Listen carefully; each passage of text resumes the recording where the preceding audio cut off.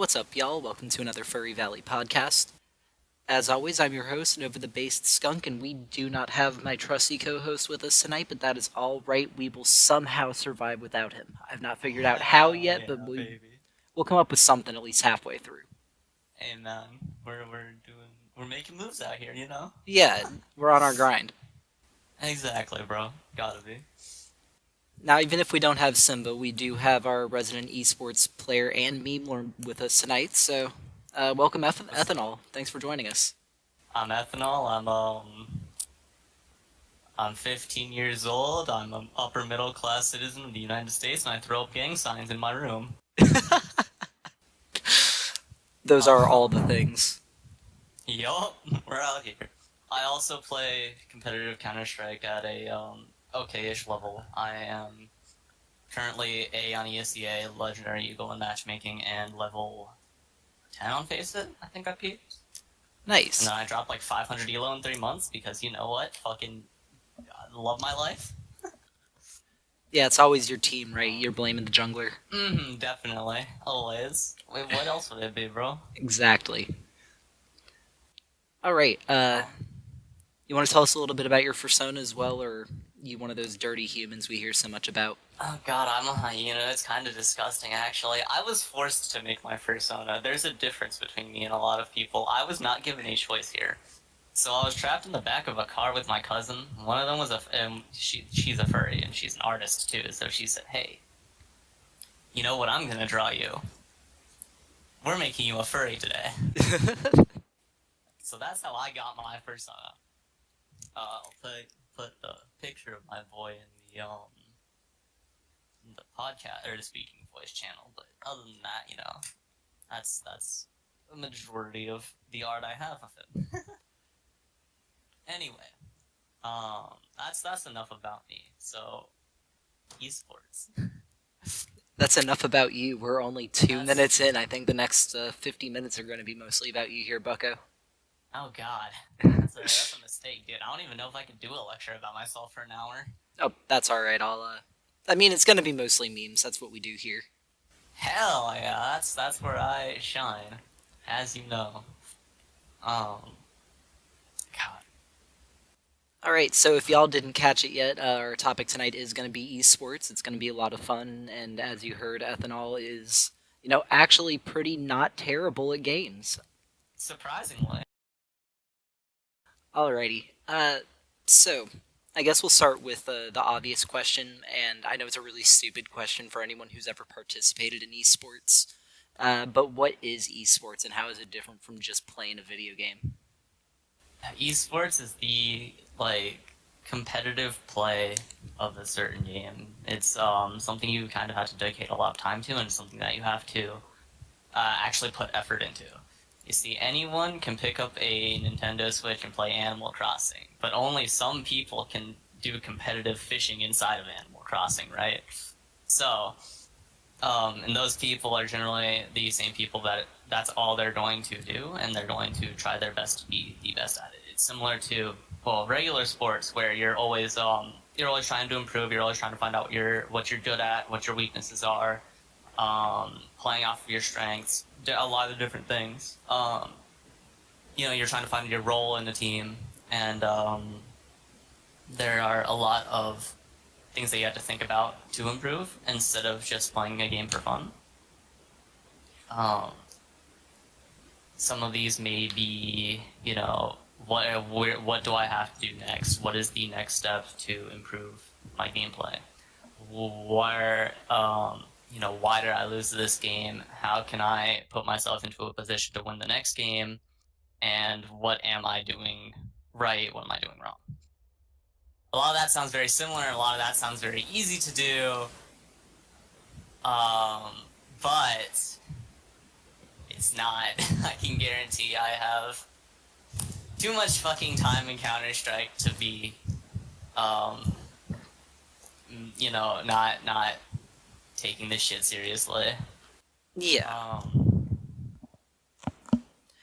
Yeah, Kane brings up that he heard that you're 15 and playing Counter Strike, and that's illegal. Yeah, that is very illegal. Technically, a Counter Strike is a game rated M for mature, which is supposed to be what, like 17 plus. Yeah. ESRB is a terrible rating system. That one's biased as fuck, so I really don't care. However, seeing how Counter Strike is a free to play game, Yeah, there's it nothing they can wasn't free really to do play when I about got that. it, but seeing how Counter Strike is a free to play game, and my parents said, "Hey, yeah, you can play this video game." When I was 10 years old, because that's when I started playing Counter Strike. Counter Strike in particular is like the most sterile game I've ever seen. Dude, Counter Strike is like so fucking simple. I think that's what the beauty of Counter Strike is. Yeah. Because you can watch League of Legends. I actually have a picture on my phone of a team fight from a season 10 competitive play, and it is so like I look at it, I don't know what's going on. You can pick up Counter Strike and say, "Hey, I have to move my mouse and click and that guy dies and that's how I win." And I think that's one of the reasons why it's so popular, especially among a younger audience. Because generally, if you throw your 7-year old or 8-year old into League of Legends, especially when it first came out, they might not understand it. They might not be able to do everything that the micro play. But there are so many stories of Counter Strike players like picking it up from their older brother, like the top players in the world. The stereotypical story is, oh yeah, my older brother said, "Hey, come here, play or try this game," and that's how they got started, and that's how they you know started their addiction. I don't know if it's an addiction or not, but Well, whatever. before we move on from that, Kane mentions that if you were in Germany, your parents could go to jail for allowing you to play that, which I find absolutely ridiculous. It shit sucks. I'm not in Germany. Uh, are Yeah, you? that's a little strange. Would you be able to compete in like the actual pro circuit at your age, or would Right they? now, no. Actually, okay, so this was really controversial in 2018. So what happened was there was a player named Snakes. He went by that was his alias. He went by Snakes, and he was 15, 14 at the time. Um, and he played in ESEA Mountain Dew League, which is like the step. It's pretty much semi-pro. Yeah. Well, his team went on to be the best in MDL, and they went on to the once you finish the playoffs of MDL, they fly out. I think it's like the top 8 teams. ESEA will do a LAN tournament, and he won the LAN. Well, that means that he also won money from the LAN, and that means that he was getting paid as a minor. Well, the problem was is that because he was getting paid as a minor, um, things were brought into question about could this be considered child labor? So ESEA had to introduce a new system where if you were under 16, you wouldn't be allowed to play in Mountain Dew League or above. It's pretty lame. Oh, it definitely is, but it's justified because once you play above a certain voluntary, no. Well, yeah, he went to the land voluntarily, and if you are below the age of 16, you are not allowed to play in anything above that, even if it is voluntary. Um, and fuck, I lost my train of thought. You're good. Anyway, because he got paid as a minor because they had to introduce all this stuff, I think it is fair because if they didn't introduce all of that, ESEA could have been considered or considered using child labor. And once Yeah. you play above a certain, this is where I was going with that. Once you play above a certain practice, you are putting in so much time into just your team alone that it becomes it's a lot more like a job than just a game. So it hits you get to this point and it can be considered labor, I guess. Yeah. Um, if esports become child labor, Gone yeah, wrong. Nah. I really think they should have set something up like they do for child actors, where you put the money in a trust for them, and so that way, if they want to, they can. and they can still get paid for it, just not, in a way that would make it look like, hey kid, you did a good job, here's some money. Mm-hmm. Shit. Well, yeah, I think that's important, but I think also because esports is such a new industry and it's such a, there are a lot of people that don't even consider esports real sports.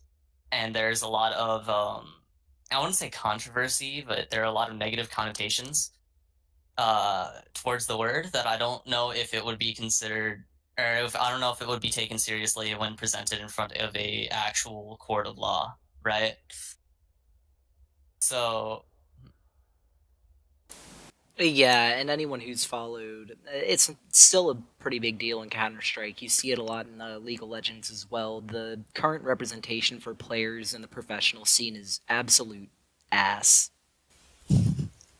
yeah, it has gotten a lot better, I'd say, since even when I started playing, 2015, it's gotten so much better than since then.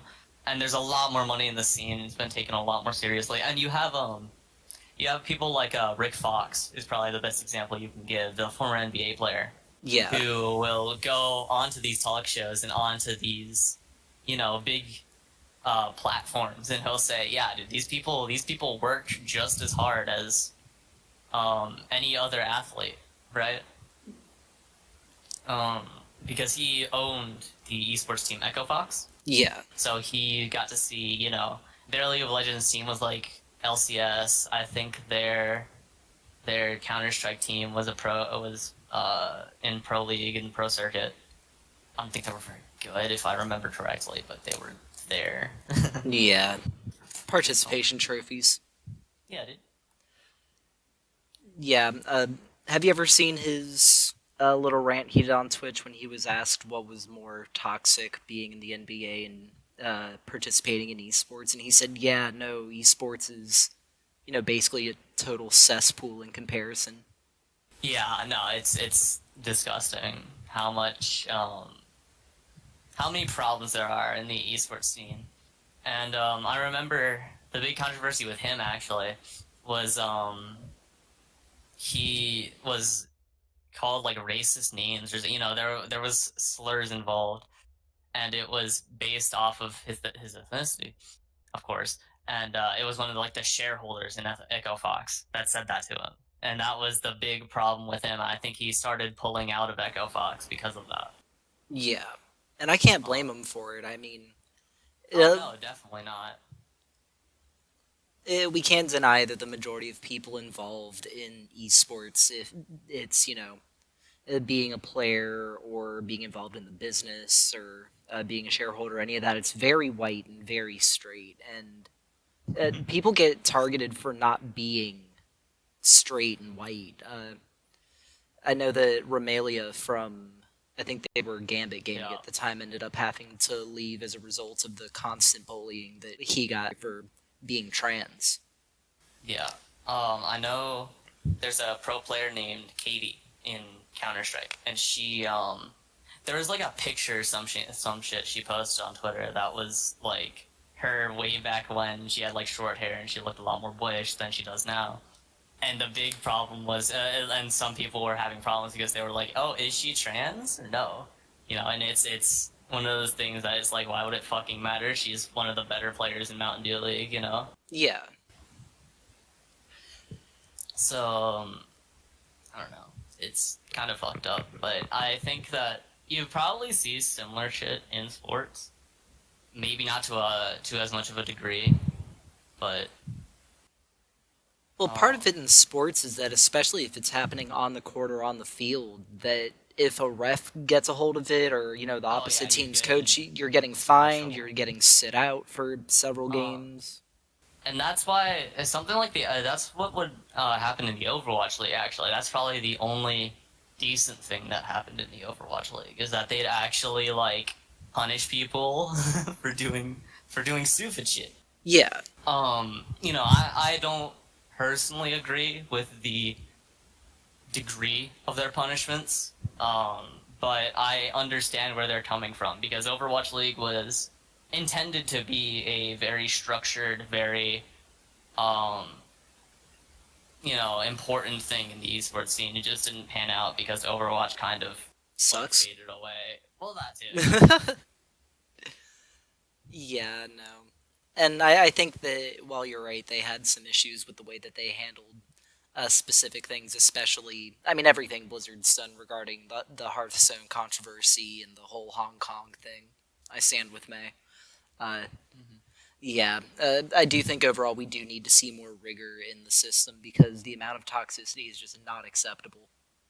Yeah, and not going to lie to you, I'm a fairly toxic individual when it comes to trash talk, but I feel like even in sports, there's a level of, trash talk and shit posting that people will do with each other. But I think that there's a certain line you can cross, and it's very easy to cross, um, in something like esports because unless you are playing at something like a LAN tournament, you're not seeing the other person behind a screen. You're not going to Yeah, be meeting them in real life. You're not going to, there is you're not going to be interacting with them past playing against them and seeing their avatar and their, little character or whatever. So I almost think it dehumanizes it and it makes it a lot easier for you to say, oh yeah, this slur, this fucking slur is fucking up my team. It's a yeah, lot easier to say, oh, something, oh, that you probably wouldn't say if you knew them in real life or if you were next to them or whatever. yeah. And you see that sort of crap talk in sports every once in a while, but it seems to be generally in good faith, especially if they're doing it in front of cameras and stuff at press Oh yeah, conferences. definitely. But in esports, a lot of it feels like genuine vitriol. Like these are people who want to make you feel worse about yourself. Mm-hmm. And a lot of the time, if there is controversy with the toxicity in esports, it's going to come from the community being angry rather than the organizers. Because I remember there was another controversy. I love fucking mentioning these from 2014 with a Counter Strike player named Jesper Wexel or JW. They won a best of 3 against the best team in the world at the time. He was playing for Fnatic. They were against a team called Ninjas in Pajamas, and they won the best of 3. And this was like the match of the time, and it was because it was the number 1 team against the number 2 team. Both were Swedish. Both were the raw the like big rosters of Counter Strike, and Yeah, they beat him. And Get Right, one of the players from Ninjas in Pajamas, walked up to get a handshake and say good game and all that. And all the Fnatic players were hype as fuck. They just beat what is considered the best team in the world. So Jesper turned around and said, he was fucking yelling. He was like, "Easy, fucking easy, get off of me," shit like that. yeah, Being toxic. And it was not very well received by the community. People kind of painted JW as a problematic person after that, and not a lot of people liked him because of that incident, especially because Get Right is considered a legend in the Counter-Strike scene and kind of just a overall like good he's person. beloved. Oh yeah, definitely. Um, It's hard to blame JW for that, though. I mean, yeah, he should have known better when he was in public, but that's the exact kind of thing that I would start saying and doing if I won a really tense game like that, if I was in the comfort of my own home.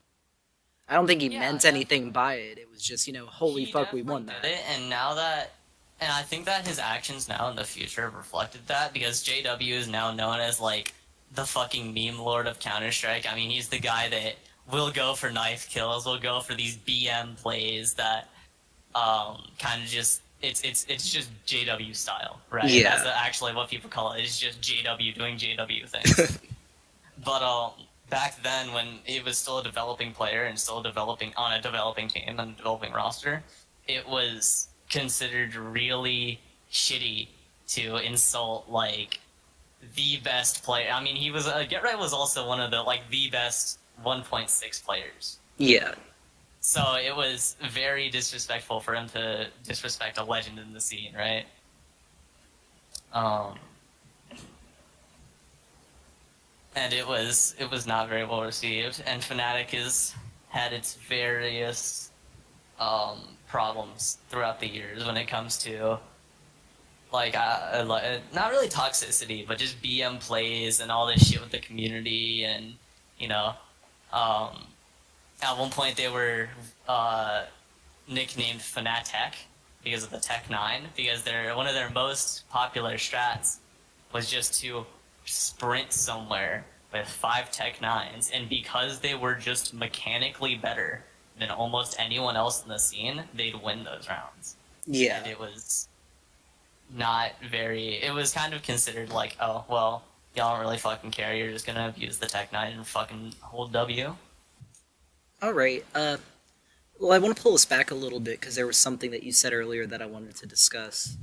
At one point, you referred to the whole idea of playing seriously and having to break everything down into the different facets of what makes you a good player and working on all of that individually. You referred to that as an addiction. Do you still enjoy playing the game?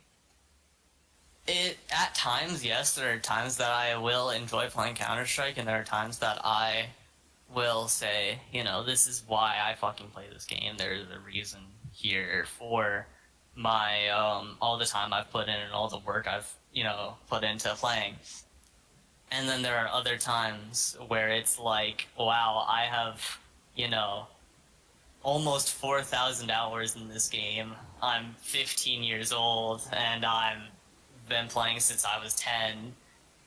If I put 4,000 hours into like coding or something that was could be considered more productive, would I be as problematic? Would I have had as many drops in confidence? Because that's a very important thing in esports, and that's very easy to have fucked with when you play games, is that you'll especially when you take them very seriously and when you play them competitively, it's it kind of warps what you think about, and it kind of could be considered an addiction, because I put in 3 to 4 hours every day, depending on practice and everything. Right now I'm actually dodging practice so I can be here, but in the past 2 weeks I have about 45 hours in Counter-Strike, and that is more than I would be putting in if I worked a part-time job. So when you consider factors like that, it really brings into question, could this be considered an addiction? Could this be, problematic? Is it problematic already? What could be taken from this, right? Yeah. And there are so many other 15, 16-year-olds that have more time in the game and have actually sacrificed a lot so they can be really good and be better. And actually, one of the best examples of this is the same person I mentioned earlier, Snakes. He did a Ask Me Anything after winning Mountain Dew League. He didn't ask me anything on Reddit. And he was asked, what are you going to put the prize money towards? And he said, well, the first thing I'm going to buy is a treadmill, because I have gained so much weight from playing and not caring about my health and putting in so much time into Counter-Strike that I've had to neglect other things about myself. So he said, the first thing I'm going to do is take a small step away from the game and start putting in more time to take care of my health and my overall body, my academics and everything. And another good example of this is a professional player named Rops from Estonia, who was playing, he was traveling the world and playing at the top level at 17, right? So you have to think, he's doing his schoolwork when he's on planes to go to the next tournament, and he's having to show up to class and then go home, practice for 6 to 8 hours with a team, not counting individual play. So you have to think, how much is he giving up? How much is he, what is happening to him personally that could impact, his future, right? Yeah. And I think that's what a lot of folk don't take seriously enough when they consider esports. And they say, oh, they're just playing video games, whatever. But there's so much time that goes into getting good at it to the point where, especially for younger folk, they're really sacrificing important parts of their livelihood, be it social hours or their hygiene, staying in shape. You see a lot of big organizations these days with built-in gyms in their team houses, and they have nutritionists and Yeah, sports psychologists like on call 24 hours a day. They realize just how much a toll it can take on people. definitely. And that's why a lot of Counter Strike pros and I'd assume League of Legends pros too are actually like bigger muscle mass wise is because outside of the game, all they do is like either individual practice or like work out. So it's one of those things that it's now that it's being taken seriously, you're seeing a lot more of a shift in the these guys aren't really the fucking fat asses that you know used to pull up to lands and stomp. It's more like, oh hey, this guy's 250 pounds and 5'8", or like 6 foot, and it's like mostly muscle. Yeah, I Um, mean, I pulled up the League of Legends roster for Fnatic, and they just, I mean, you got a skinny boy on there, but they look like they seriously work out. and I feel like if you compare the Fnatic roster, or I don't know if Fnatic had a roster, but the earliest roster from like LCS or LEC or whatever, and compared it to a current day roster, it'd be a much different view of body type and the way they look and the way they act, right? Just Yeah, because that's how it's developed. I mean, you look at the early days with TSM in League of Legends; they were all pretty hefty boyos, and that's because they were just a bunch of friends who played in the same house. The esports wasn't being taken seriously yet. Right. And that's the really important part that you have to draw from the looking at the earlier days of esports is that a lot of these guys weren't playing for the money, and like they could because they couldn't. A Yeah, lot of the people that sacrificed their time and their effort for the early days of esports, like the easiest people to mention for this are Get Right, Nothing, Forest, the people that are considered legends in the scene.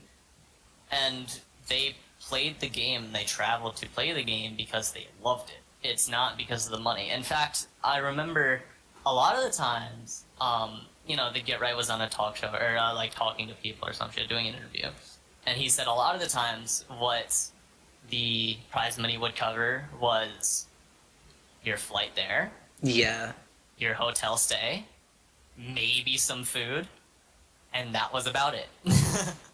It covered about you getting there, you staying, and that's it. yeah. You'd probably actually be losing money going to events. It was all for the love Um, of the game. It's not like mhm, they were really sponsoring people at that point either.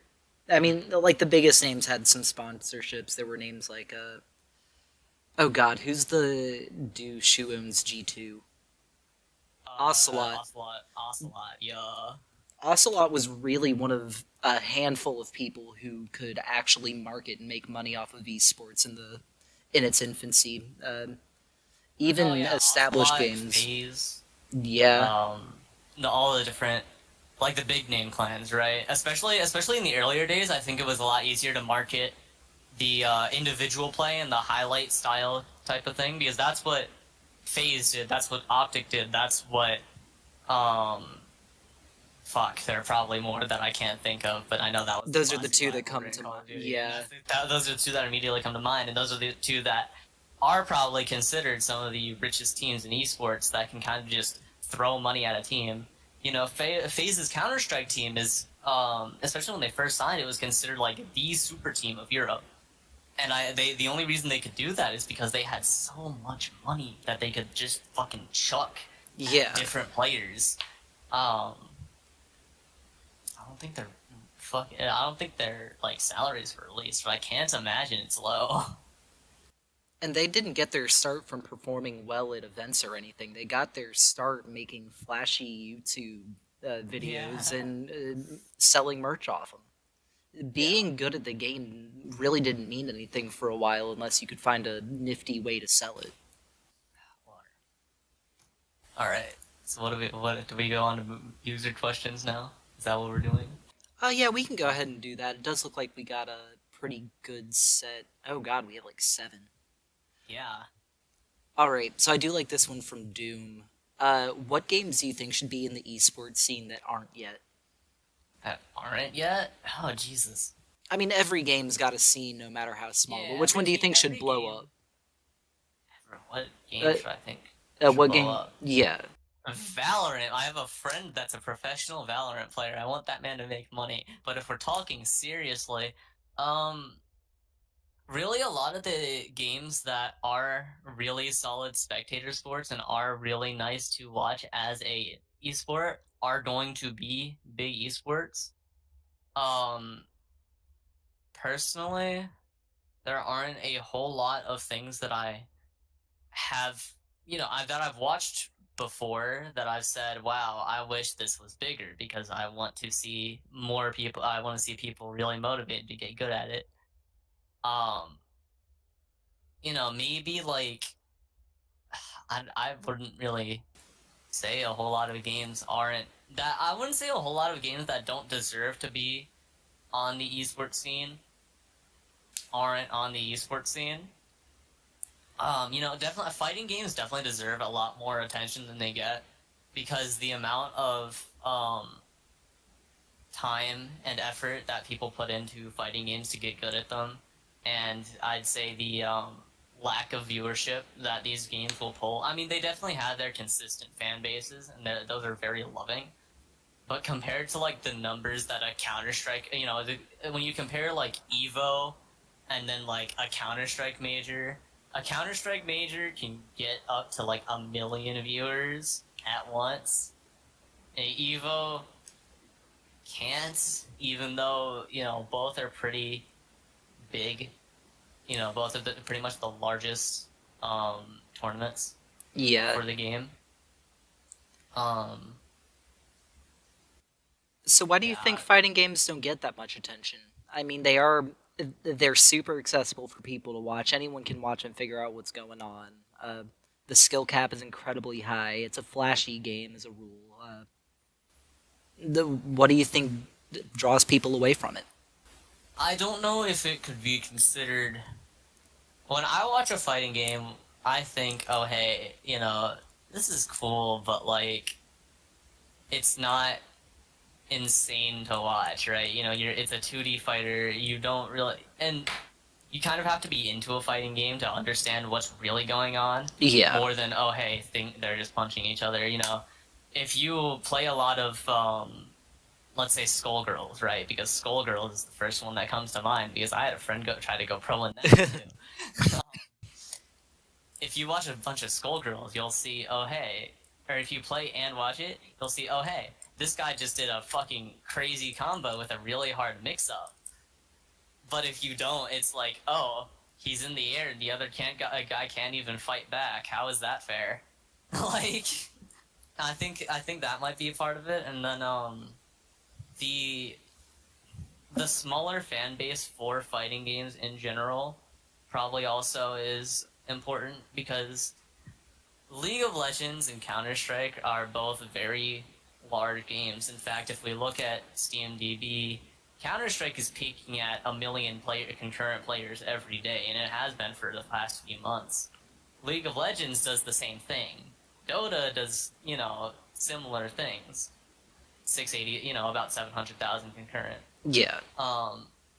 So when you think of the player base and how that probably scales the amount of viewers it's getting, especially with so many different fighting games, I don't think that the player base has enough of a chance to be large enough to have an impact on the viewership.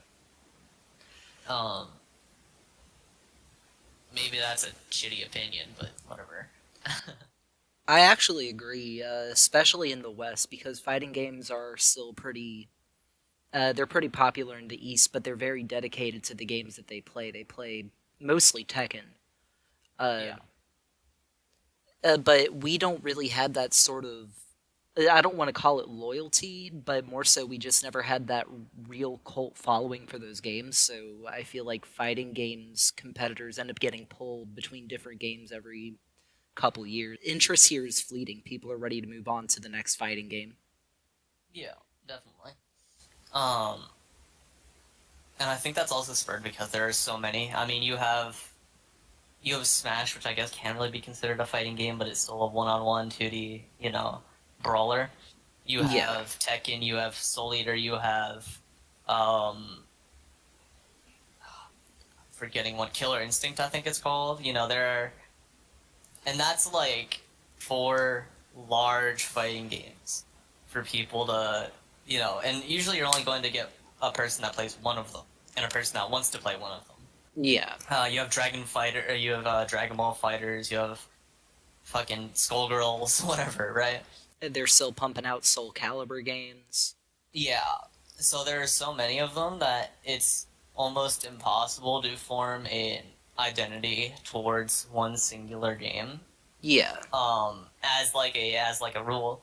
But when you look at like FPSs, you have Counter Strike, Rainbow Six, and you're starting to get Valorant on the scene, and kind of Overwatch, but not really. Overwatch has its own little cult following, and that's about it. So there's a lot less diversity, I guess, and there's a lot more of a player base for certain games that will actually be paid attention to. I also think for most FPSs, with the exception of what little quirks that they add to the game, that there's a lot easier crossover for both players and people spectating. Definitely, and it's a lot easier to. I mean, if you watch like Call of Duty, or if you watch something like that, you could probably at least look at Rainbow Six and say, okay, I kind of understand what's happening. There's so many like little differences in fighting games that add up that it just becomes like, oh hey, Tekken and Soul Calibur look similar, but they aren't. Yeah, Um, but like as a Counter Strike player, I can go and watch competitive Rainbow Six or competitive, Valorant and say, oh yeah, I understand what's going on. This isn't very hard. Um, I think that's what also allows it to be easier to understand is that you'll they're easier to spectate. Counter Strike is one of those games where something is always going on, right? Rounds are only 2 minutes, and you want to win the round, so within those 2 minutes, something has to happen. Rainbow is similar. If rounds are 5 minutes, there's only like 8. It's best of 10. yeah. So something is always happening. Um, and when you compare that to like fighting games, it's kind of like, oh, well, I guess this could happen, but both are kind of like dancing and on their respective sides of the arena, waiting for the other to make a move, right? Yeah. All Alright, right. so how many hours you got on Counter Strike? Asks Ross. Right now, let me check. How my 3,400? So probably about 37 to 40 to 3,800, if I had to guess. Just because I have my main account, which is 35, and then I have two alts, which have about 100, 150 each. And that's so you can stomp noobs on your Smurf, right? It's so I can play with my friends. There's a difference. Oh, so you want to Okay. stomp your friends that are noobs. I stomp noobs on my Smurf as a byproduct of wanting to play with my friends. Yeah, that's fair. I really wish that basically every competitive game would figure out a way to deal with smurfing, because I'm not gonna lie, it's the worst feeling having to go against some diamond rando in my gold game. I get that I'm trash, guys. Like, you don't have to You want to remind rub it in? me. Yeah, I know. Um, So the biggest problem of esports and why it will never be as big as regular sports, e.g., football, is that there is not one single game with one set of rules. Additionally, the games change over time, Unreal Tournament to Counter-Strike to Apex, etc., so they will never be the game. What's your take on that? I'm not sure I don't think I agree here. I Yeah, mean, I don't know. With how much it's expanded in the past, 5 years, 10 years, I don't think that while it might not outpace something like football, it could definitely become more and more mainstream. Um, especially like, dude, I will walk around my high school and we'll have like, you know, people that are wearing fucking like HyperX shit and different team-based shit. I mean, like it's one of those things where it'll just expand more and more, especially as um people like me get older, where I've played Counter-Strike since I was 10 years old. If someone plays football since they're 10 years old, they're more likely to watch it when they're 30 years old. Well, if they played football and they enjoyed it, at least. yeah. Um, so it's one of those things I feel like as more and more people get older, if they've played these games and enjoyed the competitive scene, that it could get bigger and bigger, just because it can kind of appeal to both. The old timers who've been playing since fucking like 2004 still watch competitive Counter Strike. I fucking know a few people that are 30 and are still like playing Counter Strike just because they enjoy the game and watching the tournaments and shit like that. So it's definitely one of those things that can improve a lot more and grow significantly. Um, and I don't think having one game with one specific rule set is exactly what is needed for it to grow. I think there's a lot of stigma around esports in general, and maybe that's gotten. I think it's definitely gotten better in the past 5-10 years, but that's one of the things that's stopping it from reaching these big name places like ESPN or wherever you watch your sports content. Oof. I don't know what it would be in Europe. I don't fucking live in Europe, but I mean, I do agree though. As it becomes more mainstream and more accepted, it's just going to become more established. I mean, they do show university esports games on ESPNU. I know ESPN2 had a deal with Riot to show the World Championships and such. I don't remember what year it was. Obviously, if the biggest deal is, can people make money off of publicizing it? And the answer is yes, and it's now we see all these big organizations getting involved. Red Bull owns a team. Uh, well, that was really what came to mind with Red. But the big corporate sponsors are getting involved, so money will continue to come in and further validate the these fucking games. Air Force, the United States Oh Air yeah, Force yeah, sponsoring yeah. Cloud9. Lord, I don't know how I feel about that.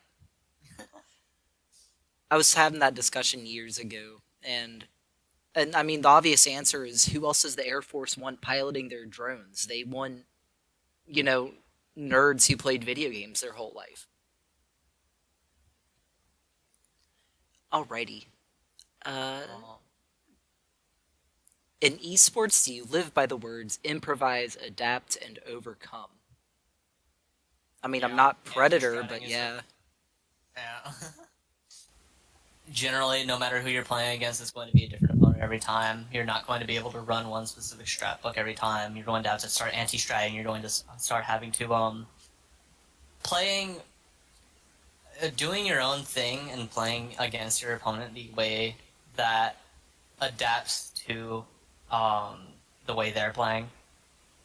If they send 4 people to one specific spot every round, okay, hold W at the other area, Yeah. right? So there's, especially, this is really common in League of Legends, and this is how Simba plays, if you haven't realized, is that he'll read what's happening on the map and he'll go to the other areas where things aren't happening, and that's how he'll win his games. So if they took Dragon, he's gonna scuttle. Or he's not gonna scuttle, he's gonna get rift. If they're pushing top, he'll send one of his teammates to top, and then he'll split push bot. I mean, depends on what the enemy team is doing. If they're A-ramming down mid, you best fucking believe that man is going through the top lane straight to their inhibitor. And I mean, that's just how he plays the game, right? Yeah. People don't give enough credit to how much thought goes into playing at a professional level. Not that Simba's ever been pro, but he has been high ranked, and he's admitted himself that he's not a very good mechanical player. Mostly because, I mean, his paws are all fucked up, so he can't do all the clicking and, that really stuttery sort of movement. APM. Yeah. But he can still rank highly because he reads the situation and improvises. You don't have to be, the best at clicking heads to get ranked highly in Counter-Strike either. It applies for really any team game. That can especially be demonstrated in a team atmosphere because my... Fuck, I'm eating. 1 second. My in-game leader, he's like 30 years old. He's not the best player mechanically. I don't think he ever really has been. But what he'll do is he'll take me, who's, the young gun, the mechanical skill, whatever the fuck you want to call me, and he'll say, tell me what you want on Banana, tell me what you want to do. I will make it happen, and you will be able to take Banana easily. So he, he'll flash for me, he'll smoke whatever I need, he'll fucking Molotov, he'll use his grenades, he'll bait himself, he'll run in first in front of me just so I can fucking get the trade kills, whatever. Yeah. He plays around the way I play, and then because of that, he can base stuff around how I'm going to play Banana. And I think that's an example of how, even without mechanics, you can still do better. Because he is definitely a very good player, and definitely a player that can help, me grow as personally. Yeah. But, mechanically, I can probably beat, 3/5 of my team any day. But when it comes to my brain, I'm a little lacking in that area. Alright, what's next? I actually want to rephrase this next question that we have here from Kevin. Because we kind of touched on both parts of this throughout the podcast. So, what is it about esports that makes you personally want to get involved after spending, 4,000 hours admitting that it might be an addiction and that you don't necessarily always have fun? What is it that keeps you wanting to go pro? The fact that I'm better than people. I'm a very competitive person as a rule. Yeah, that's it, dude. I'm a very competitive person as a rule. So, winning is always fun. I think that improving so I can win, and knowing that even if something like this doesn't work out, the people I have met through Counter-Strike and through doing all this, and it's just so much different, right? Like, one of my friends, his name's Ryan, he owns 7 fucking horses, and he's making like 6 figures at 22.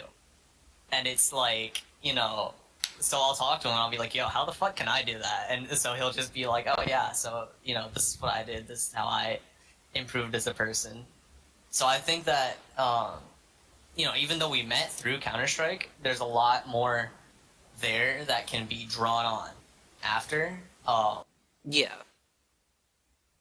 So it's not just like, oh hey, I want to go pro in this game, I think I'm good at it. It's also like, oh hey, I want to meet the people in this community that I probably wouldn't have met otherwise, right? Yeah, I mean, you've got the whole networking thing, meeting new people, and of course, all of those skills that you're going to get from trying to become a pro in something like Counter-Strike. Yeah, if you decide to quit video games, being able to click heads isn't going to be all that important anymore, but being able to work in a team, being able to take or give direction, there's a lot of important skills you can gain from it.